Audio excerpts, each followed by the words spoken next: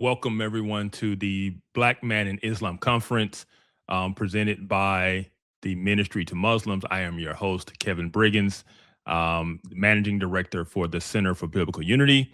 I am happy to introduce our final speaker of this conference. VOCAB Malone holds a master's degree from Phoenix Seminary and has engaged in postgrad work at Talbot School of Theology and Trinity Evangelical Divinity School. VOCAB's ministry is urban contextualized apologetics. He hosts a live stream show on YouTube and across various social media platforms titled The Street Apologist. VOCAB has participated in many public debates and dialogues with Muslims, Comedics, and especially Hebrew Israelites. He's the author of a book, One West Hebrew Israelism, Street Level Apologetics, and a contributing author to Our God is Triune, Essays in Biblical Theology. He's a freelance contributor for apologetics print publications such as the Christian Research Journal. VOCAB, we appreciate you joining us. Brother, the floor is yours.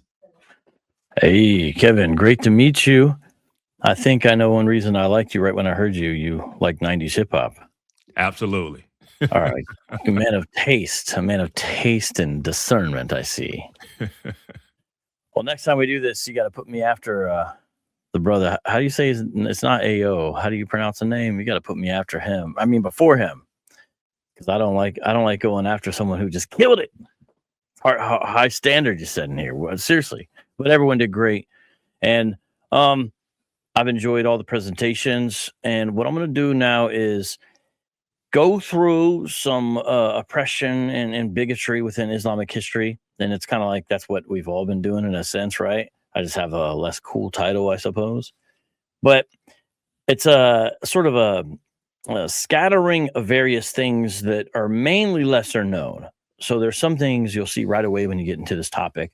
But sometimes there's weaker hadith, as the Muslims would judge them, or Shia hadith. And sometimes they're not mentioned as much. A lot of Sunni sources are brought out, which makes sense, 90% or so, right, of the Islamic population.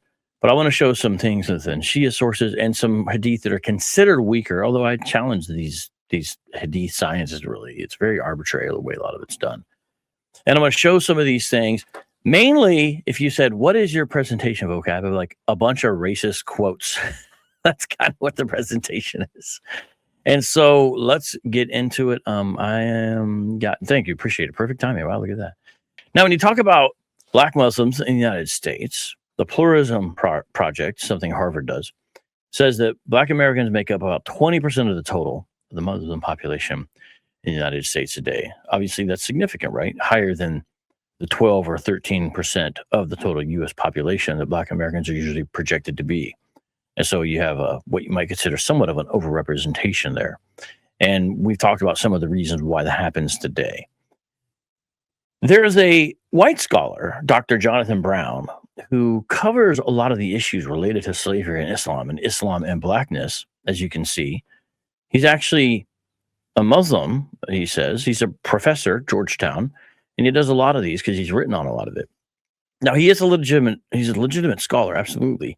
But he's sort of a progressive Muslim in a lot of ways and tries to filter Islam through a progressive lens.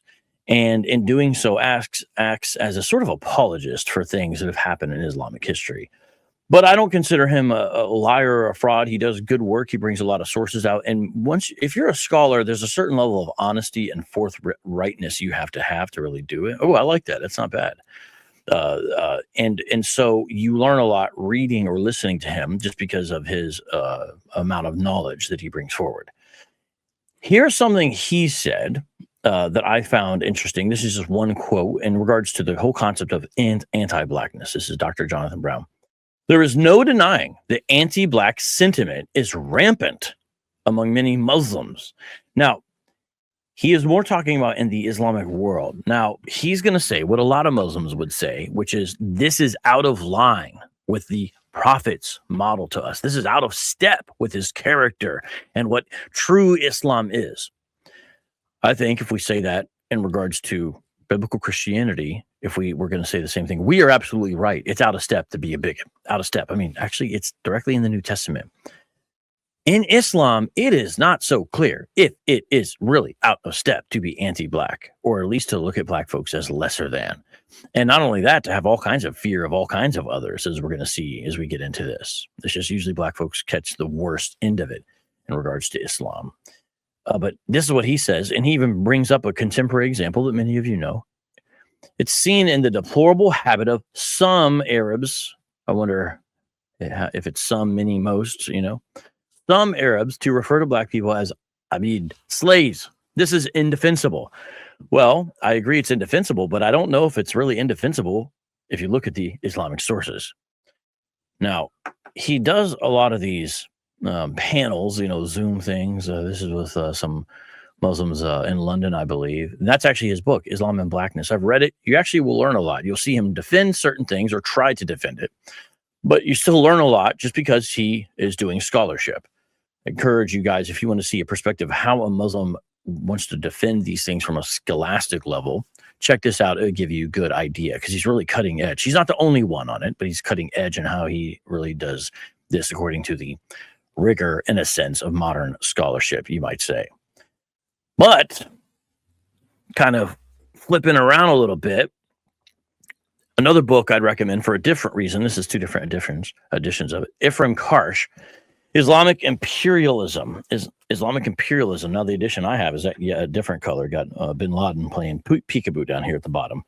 This is published by Yale University Press. A really good book, and you don't really hear Islamic and imperialism conjoined together as much as you should. If you're going to look at things through the critical lens, which is if you're the majority, if you've been historically part of an oppressor people group, Islam and lots of Arab empires, if we're going to say that, would definitely qualify, but they don't a lot of times because it's often done in a Western context. And it's like, well, but hold on, brown. So through a critical lens, you can't consider them part of an oppressive people group. They're going to always be oppressed, right? This is kind of how these things are shaking out. But a book like this just tells you the truth. It's just not sensationalistic. It just tells you what really happened. And the brother had already brought out the Zanj Rebellion, and I have got to agree with him. Why have we never heard about this? Why do we have to go deep into the history and the annals of Islam to learn about the Zanj Rebellion? Why is it most Muslims you talk to don't know much about the Zanj Rebellion? Why? Why is it? This is not some conspiracy. This really happened. This painting, by the way, is quite grotesque if you study in depth. Now, as we look at this, we say, okay, what's going on here? Well, I'm gonna read you a little bit about what's going on here with the Zanj Rebellion. Can I do that? Can I do that? I'm going to read you a little bit about it, okay? This is from page 49 of aforementioned book. No sooner had the dust settled on Babak's revolt than the imperial center was rocked by a similarly formidable social rising, this time by the empire's most despised class, the Zanj. Herded by the hundreds and thousands into the labor camps in the salt flats near Basra, without their families or hope, and given meager rations of food, these black East African slaves had revolted previously during Umayyad times, and in the autumn of 869, they again rose in strength. Led by a charismatic Iranian Kharijite who claimed Ali descent and styled himself as the Mahdi, put a pause on that. I would imagine what would happen is if I was a Muslim apologist of some sort, I would focus in on this and say, no, this was essentially putting down a heretic uprising, because the man who led it actually wasn't Zanj, ironically enough, and would be by Orthodox Islamic standards a heretic. In fact, his own people got tired of him later on when he started asking them to prescribe prayers in his name. But that doesn't wipe away what was really going on here. This is slave dissatisfaction. Why is this important? And I'm putting it mildly to say dissatisfaction. Muslim apologists usually give us this line, well, our slavery was so much nicer than your guys's. This is the kind of thing we hear. Well, the Zanj Rebellion wasn't the only one, but it was the big one, and we need to talk about it. It doesn't seem like these slaves really wanted to be slaves so much. It doesn't seem like it was so great, really, does it? Resuming reading. They managed to rout the local governors and to establish their own independent entity. Within a year, the rebels were in control of much of southern Iraq and the western Iranian province of Khuzestan. In September 871, they occupied Basra, slaughtering most of its residents, so they were striking back, like Nat Turner type situation, and carrying the rest off as slaves, turnabout, right? For the next 12 years, they continually terrorized the government, and in 879, they nearly reached Baghdad. This is the center. This is the grand city of Islam, okay? This was, however, the limit of their success. For all their efforts, the Zanj failed to win over other sectors of imperial society. A number of Bedouin tribes aside, neither the peasants nor the urban proletariat threw in their lot with the rebels. Religious resentments of the heretic Zanj, together with deep contempt among the indigenous population toward Black Africans, nearly 500 years later, the great Muslim historian Ibn Khaldun would describe them as close in their character to dumb animals, end quote, left the rebels isolated. By the summer of 883, they had been crushed by the imperial armies. Their leader was killed, and his head was sent on a pole to Baghdad. This violent record underscores, listen to the sentence, yet another striking similarity between the Abbasids and their Umayyad predecessors: reliance on armed force as the primary means of dynastic survival. End quote from Islamic Imperialism, page 49. Now, ironically enough, this has made it a little bit on the edges of pop culture. Not a big gamer myself, but I am familiar with a certain gaming series. And I'm going to show you something here where they actually feature the Zanj Rebellion, which, in case you didn't catch it from the reading, took place about 868 to 883, led by a former Abbasid official named Ali ibn Muhammad. And the Zanj are essentially Bantu from Southeast Africa, who were brought into the caliphate as slaves. As mentioned, they were in Iraq, okay? There's a game that you may know called Assassin's Creed. In Assassin's Creed, you can take part in the Zanj Rebellion. Now, in the game, it's a Assassin's Creed Mirage, if you're asking which one it is. They don't really emphasize the fact that these are slaves who were Black, da da da. This is supposed to be Ali ibn Muhammad, the leader. Now, so he wasn't Zanj himself, as you can see, even in the game's representation. But you can actually be part of this. They just really emphasize that they're rebels, and it shows at very small scale. These are actually screenshots. This is from Assassin's Creed, okay? You being part of the Zanj Rebellion. There's actually videos online on how to get the Zanj Rebellion upgrade pack for your armor. You know what I mean? This one's a little more, shows you some guys like, oh, okay, and that's the Assassin's Creed character there on the right. Fascinating, right? In a video game. So if you want to rebel against Islam with some slaves and go wreck shop virtually, you can join the U.S. Army, I guess, or you can play Assassin's Creed on PS5. Now, here's a book I want to bring out. It's very small. It's almost more really of a booklet that I have. Where'd it go? Yeah, there, right here. Very thin little volume called Racism in Islam. Now, the reason why this book is important is because it translates some hadith that are not usually translated in English. So these Christian Arabic speakers translate some, and they give you the sources. I'm showing you an example there where some of the sources are given for some of the hadith I'm about to show you. The challenge is it's a little more difficult to check these. I was able to check a few. Some I called a friend who speaks Arabic and asked him some follow-up questions to confirm everything we checked out was right. So I'm going to read from some of these lesser known hadith from this book, and some of them actually are online, but a lot of them are not translated into English, and you have to go actually track through Scribd and Archive in Arabic to find some of the original quotes. But this one, I know it's a little small to see, but if you look, this is from a Shia website. Okay, this is a Shia collection. This is from Al-Kafi. And what it says, it has the Arabic, of course, and then in this hadith, it also has the English. And listen what it says. Be aware of marrying the people of Al-Zanj, for they are a distorted creature. Now, that one's right there. This is one of the few that I could find translated. A lot of the other ones I'm about to share will not be, they're going to be translated when I read them from the Christian sources, but a lot of them you can't find in a lot of collections. Some of them are Sunni, and some of them are also considered weaker hadith, and that's why. However, they're in the record. They're all over. Now, some of these, the one I just read, are well enough known that they end up in these ask a question, where you have this question and you ask it, and people are saying, hey, what's the deal with this? And here you have an Islamic scholar who answers, and he says, number one, he's trying to explain away this hadith I just read, which says don't marry black folks, basically, right? Because they're a distorted creature. Now, specifically, you could say, well, it's just East Africans. Well, you get the idea because of Zanj, who they are. Our principle is we are all the same and equal, and our virtue over others is only in taqwa. So this is just saying in your religious practice. But see, this is not what the sources say. That's what he's saying. That's a modernist take on this issue. 2, not every narration mentioned is to be taken as authentic. Many narrations are fabricated. Now, we know that, but this is, you could already see what the copped-out is. Thirdly, he says not everything is literal, but what are you going to try to say? What's not literal about this? Fourthly, this is his answer, and the one we just read that says the Zanj are a distorted creature.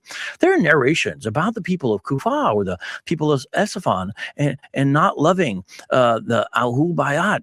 If authentic, it could be referring to a group of people or a certain situation or specific for time, not generally and forever. So isolating it, right? But it says the Zanj are a distorted creature. So this just doesn't work. Think about what the Hadith says versus what this says, right? And the Hadith is supposed to be from Muhammad, by the way.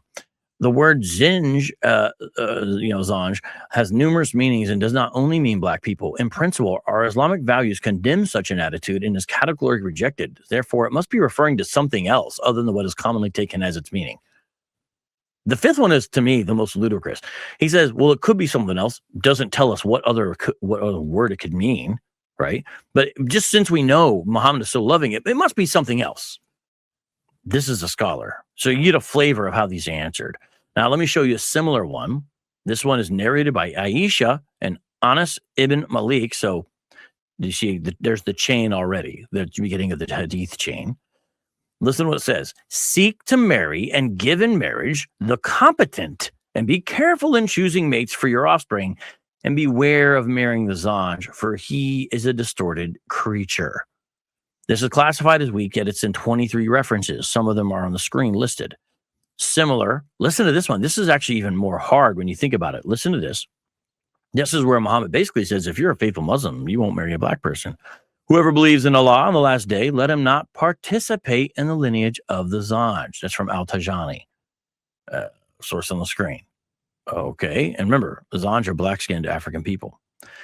Now, some of these just have sort of a racist spirit behind them, these hadith, because you could almost defend these, I guess, if you're a Muslim, to say, but it's not saying, well, just let's read it. It's supposed to be by Muhammad, and Al-Tajani comments on these. At the bottom, it says, I count these 2 hadiths as dispraise of the black-skinned people. Yeah, that's exactly what they are. Now, listen to what it says. A black woman who can bear children is better than a beautiful woman who is barren. So someone might say, well, look, this is saying you can marry a black woman and bear children with her. This isn't racist, but notice what it's saying. It's basically saying the least desirable type of woman you can have is better if you can have kids with her. And it contrasts with a beautiful woman. This is a common thing that happens often. Like, listen to the Ethiopian, even if he's raisin-headed. Muslims will say, yeah, it's saying listen to black leaders. Yeah, but it's saying if you have the worst leader possible. It's obvious, the racist spirit behind it. Next one. A black slave woman who is religious is better than a beautiful woman who is not religious. Okay, these are supposed to be backhanded compliments, I suppose. Now, there's also a story about a companion of Muhammad who was named black, and Muhammad renamed him white. This one was the hardest one to track down the original source. It comes out of a interesting little book. Again, it's on the screen there, and it's also in here. So some of these are not translated, but I wanted to share some lesser known and weaker anecdotes, and we're going to continue to do that. Here you're going to have a warning by Ali ibn Abu Talib. This is the 4th caliph, Muhammad's cousin. Listen to what he says. And you notice that there's a lot of similarity in a lot of these hadith. So you say, well, it sounds like someone said this early on, because look how similar these are, right? Be wary of marrying the Zanj, for verily it is a deformed creation. Now, someone would say, oh, well, look at the collection. It's from a Shiite scholar. Okay, that's what you can say, but it's not only Shia. Now, let's say it wasn't from a Shiite scholar. What do they say in response? They'll say, well, it's weak. It's weak. See, there's always a way out. What if this is just stuff that Muhammad and his companion said since jump? What about that answer? That's not possible. We don't have phrases like we don't have phrases from Jesus like this running around. You know, the closest you could come up is something where at the end of the Gospel of Thomas, where the pseudo Jesus says, "Oh, don't worry, I'll let her get into heaven. I'll do it by changing her into a man. If you've ever read Thomas and the last Logia says this. No, this is the kind of closest thing. And we've been rejecting that since the beginning. But there's a whole bunch of this stuff floating around by your guy. Jafar al-Sadiq, founder of the Shiite doctrine. Listen to what he said. Do not marry the Zanj and the Khazar. That's interesting. That's like a Turkish or Armenian people. There's some kind of conspiracy theories, to be honest, that all Jews are actually Khazar. But so you see double racism there. Do not marry the Zanj and the Khazar. Verily, for their wombs show no loyalty, he said. And there are no one who is intelligent in Hind, Sindh, and Kwan, referring to Kandahar. So these are Indian and Afghanistan peoples that he's referring to there. Now, this is from Abu Huraira. Look what he says. Muhammad said, right? The messenger of Allah said, Ham begot the Copts and Berbers, and none of whom there is good. Now, this is part of a whole list where he's saying all these people groups and their lineage and how there's certain ones are no good. Why does it matter to bring in Ham into this, or Ham? Because Ham is understood to be the one who sort of descendants are the ones who populated Africa. Now, he mentions two African peoples here, the Copts and Berbers, but he's basically saying none of the children of Ham are any good. You see what I'm saying? This is according to the source of what Muhammad said. Now, the next ones I'm going to share are mainly things that came out of Bernard Lewis's book, Race and Slavery in the Middle East. Bernard Lewis is a scholar of well-known, renowned, really well-regarded, and covers a lot of interesting topics. And he's just a great resource. I would encourage everyone interested in this topic to get this book. You really need to get this book. You need to have this book. You need to read this book. You see, I got mine bookmarked. This is a book to get. I'm going to share some things out of here now. You're going to see some more racial discrimination in marriage. All right. Do not intermarry with the sons of Ham.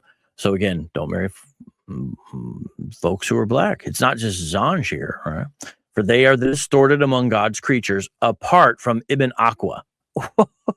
This is literally like the racist who says, I don't like them, but that one, he's okay. My neighbor, he's all right now. He lets me use his sugar. And gave me a jump in my truck once. He's all right now. This is literally what's going on here. These black folks, not so sure. Don't marry him. They're distorted. But, Ibn Aqua, he's cool. Why? Ibn Aqua was the companion of Muhammad. it's like, you can't even make this stuff up. Again, sources are on the screen. Now we're going to get a little bit farther away from Muhammad's time. So go into the 9th century, a jurist here. Listen to this. But you'll see the reason why I'm bringing these up, and you say, well, these are kind of separated here, is to show you the continuity in thought. This is not separate or distinct from stuff that Muhammad the companion said. It's right in line with it. Listen to this. A black woman may be repudiated if there is no blackness in her family.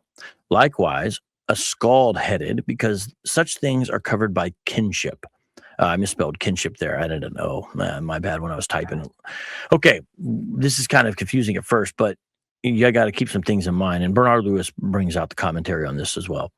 Keep in mind, first of all, the Muslim groom can't see the bride uncovered until after marriage, okay? If she's uncovered and is black or scabby, he can actually repudiate her. This is what the ruling is saying. Unless it was already known that her family had black members or were scabby already, because then you don't have any grounds to be shocked or surprised or to raise a complaint if she's part of a black or scabby family. Now, listen to what it's saying. It's literally saying if you find out your bride is black, you could reject her unless you already knew it. And notice what it compares black to, somebody who's scabby.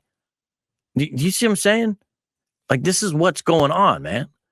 Now, sometimes they did marry, though, and someone might say, look, they did marry. Well, okay, but watch.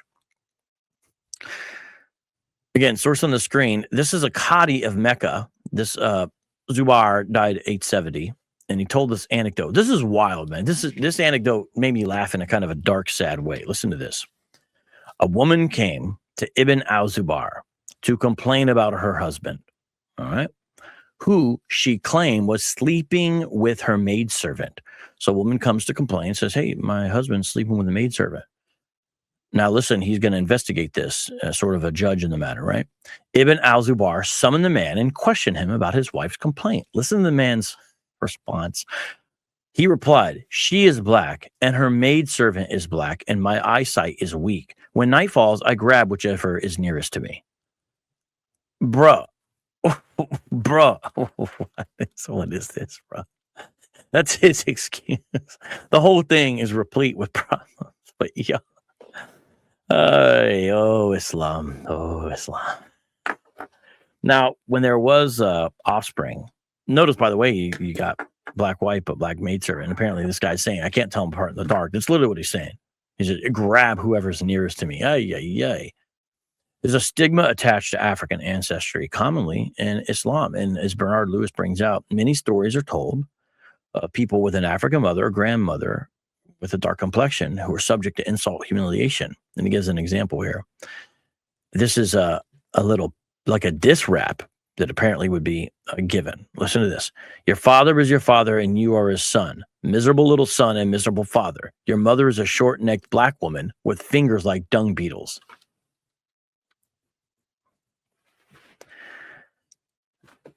Dung beetles for fingers.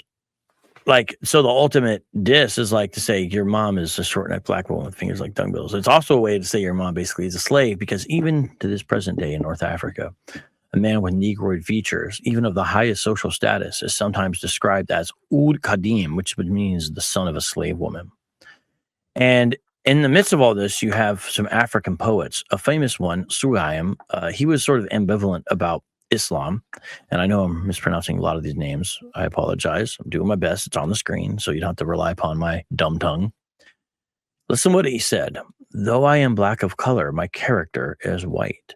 He's the first African-born poet in early Islamic Arabia, and his name actually means little black boy. This is a derisive name given to him. He was killed by immolation, which means fire, death by fire, circa 657. He's actually considered the first poet burnt to death in Islam. What a strange, anyways. So in theory, the Muslims will say we're equal, but in practice, not so much. One caliph gave an opinion of a black slave he received as a gift. Source here on the screen. And this is what he said when he received the gift of a black slave. Had you been able to find a smaller number than one and a worse color than black, you would have sent that as a gift. Bro. He's saying you literally went out of your way to give me the worst gift possible. If you could have gave me nothing and a worse color than black, that would have been your gift, it appears, because you went out of your way to give me the worst gift possible, a black slave. That's what he's saying. Okay. So clearly black people are seen as less than human. This is a well-known quote, and I believe the brother earlier actually alluded to this one. I've alluded to it earlier, but here's the fuller quote. Therefore, the Negro nations are, as a rule, submissive to slavery because Negroes have little that is essentially human and have attributes that are quite similar to those of dumb animals. That's Ibn Khaldun, famous Muslim historian. Another good book I'm going to recommend on this topic, Bill Warner's book called The Islamic Doctrine of Slavery. The Doctrine of Slavery in Islamic Institution. And he mentions how the practice of Islamic slavery is alive and well today, has been brought out today. And he shows some sources that apparently these hadiths show that the angels are racist too. Gabriel came to Muhammad and said, if a black man comes to you, his heart is grosser than a donkey's. Okay. There are multiple traditions where Muhammad forbids intermarriage, as already discussed. For example, do not bring black into your pedigree. Source on the screen. Screenshot all these, right? I don't want to read everyone with my bad pronunciation. Black is often associated with slave.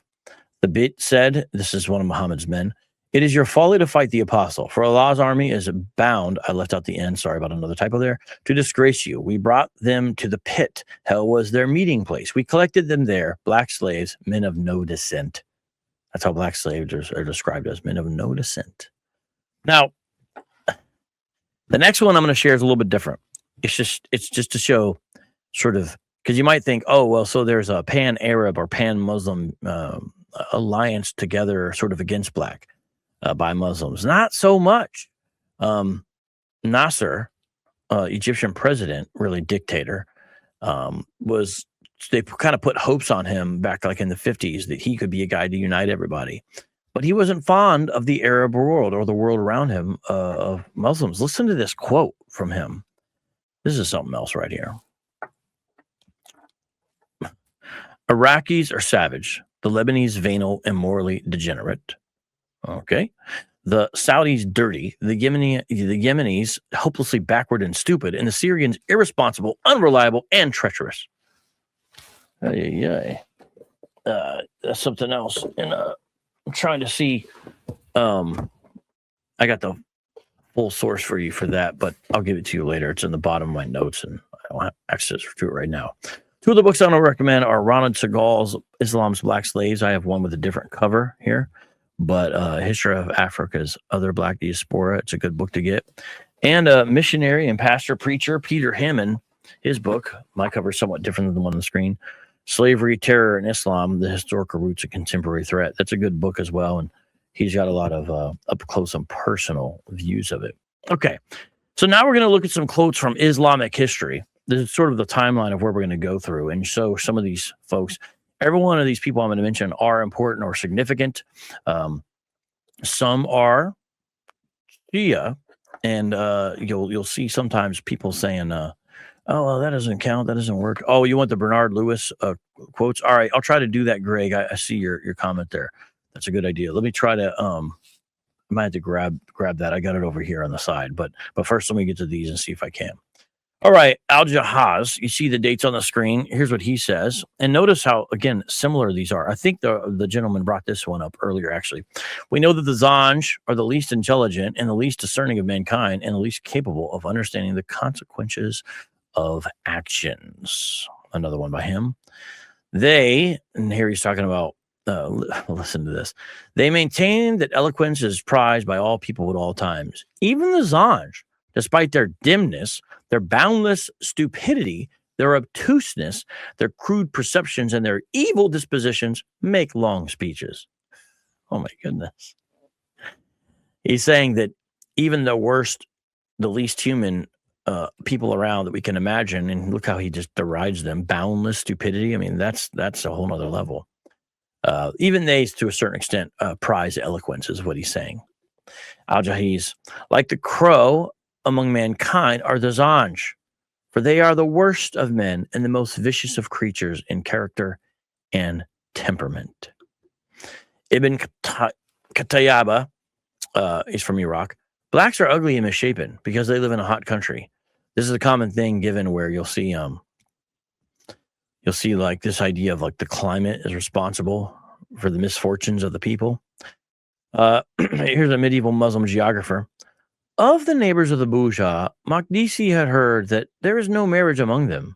The child does not know his father, and they eat people, but God knows best. As for the Zanj, they are people of black color, flat noses, kinky hair, and little understanding or intelligence. And I believe the brother had read part of that one earlier as well, so we've got some overlap. Ibn Sina, this is Hafiz, Islamic psychologist, scholar, theologian. Blacks are people who are by their very nature slaves.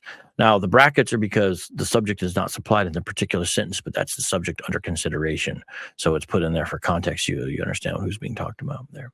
Ibn Hazm, God has decreed that the most devout is the noblest, even if he be a negress's bastard, and that the sinner and unbeliever is at the lowest level, even if he be the son of the prophets. So again, it's this thing of like, well, lineage doesn't really matter. Let me give you the worst example and then the best example, just so we can have a contrast here. So the worst would be, if you're devout, you're a noble, even if you're a negress's bastard. And if you're a sinner, you're at the low level, even if you're a son of the prophets. Nasir al-Din al-Tusi is Shia, Grand Ayatollah, in the 13th century. If all types of men are taken from the first and one placed after another, like the Negro from Zanzibar, in the southernmost countries, the Negro does not differ from an animal in anything except the fact that his hands have been lifted from the earth, saying he doesn't walk on all fours. That's it. And no other peculiarity or property except for what God wished. Many have seen that the ape is more capable of being trained than the Negro and more intelligent. Whew. Some of you thought that Trump tweet was bad. Look at this. By the way, it was bad. Ibn Khaldun, I know we read the first one a number of times, but notice here is the whole idea of the naturally submissive to slavery. This is a common thing that you actually see when you get into Southern apologists in the United States. Same kind of thing. It's like, well, this is how it's supposed to be. It's a natural way of things, and don't you know? Beyond known peoples of Black West Africa to the south, there is no civilization in the proper sense. There are only humans who are closer to dumb animals than to rational beings. They live in thickets and caves and eat herbs and unprepared grain. They frequently eat each other. They cannot be considered human beings. The best way to justify killing another people group is to dehumanize them. Look at the abortion issue. Sunan ibn Majah, do not marry women for their beauty, which may destroy them, or for their money, which may corrupt them. For religion, a slit-nosed black slave woman, if pious, is preferable. The number of the things we'll see sometimes are from European explorers or travelers. And the thing is, they're kind of giving us reports about the outside world. Now, if I was a Muslim apologist, I might say, well, you can't trust them. But the thing is, that's the only way we get some of these objective early reports, because they understood it to be barbaric, but they're not going to get this from the Muslims themselves, really. All right. So what do we have here? The price of a white slave girl is usually from treble to tenfold that of an Abyssinian. That'd be like a common name that you would give to black folks, sometimes even regardless of where they came from. Sometimes it's associated with Ethiopia. And the price of a black girl about half or 2/3, or considerably more if well instructed in the art of cookery. So if she's a good cook, more. The black slaves are generally employed as menials. Now, you actually see this similar with the trading scenario where Muhammad had to trade 2 black slaves. So you see this same type of thing, you know. Equality, al-Tabari.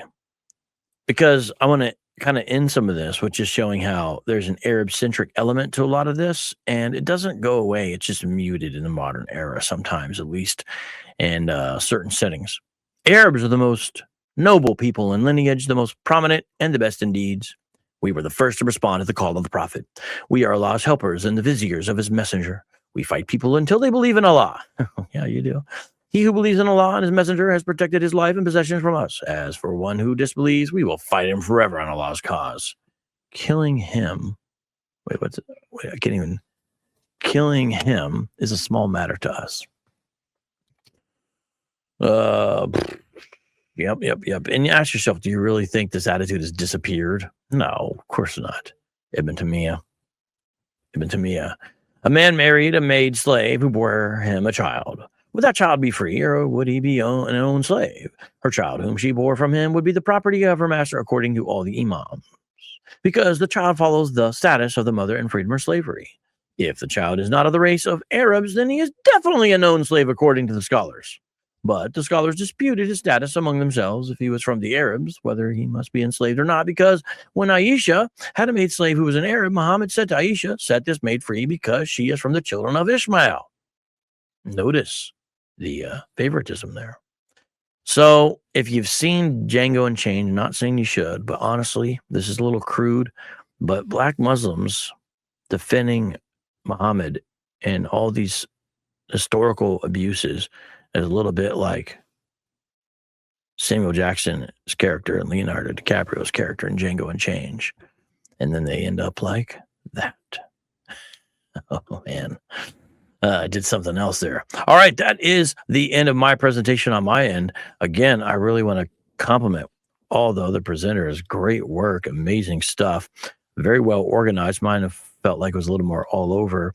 And I know some of you guys wanted some of the other sources. I got them right here. I'll drop them in the chat if you have a specific one, but I'm going to end there, and glad to be part of this.